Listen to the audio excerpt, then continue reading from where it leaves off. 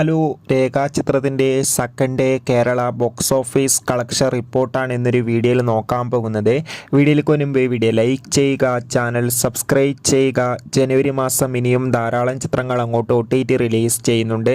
നമ്മുടെ ചാനൽ ഭാഗം പരിശോധിച്ചാൽ നിങ്ങൾക്ക് ആ വീഡിയോയ്ക്ക് കാണാൻ വേണ്ടി സാധിക്കുന്നതായിരിക്കും.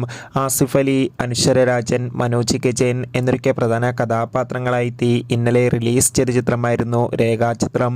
ചിത്രത്തിന് അതിഗംഭീരമായ പോസിറ്റീവ് റെസ്പോൺസ് തന്നെയാണ് ഇപ്പോഴും പുറത്തുവന്നുകൊണ്ടിരിക്കുന്നത്.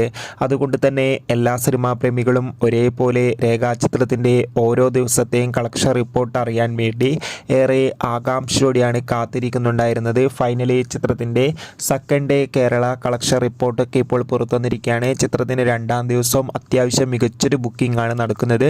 അതുകൊണ്ട് തന്നെ രണ്ടാം ദിവസവും ചിത്രത്തിന് 2 കോടിക്കടുത്ത് വരെ കളക്ഷൻ നേടിയെടുക്കാൻ വേണ്ടി സാധിക്കുമെന്നാണ് ട്രാക്കിംഗ് റിപ്പോർട്ടുകൾ സൂചിപ്പിക്കുന്നത്. കാത്തിരിക്കാം.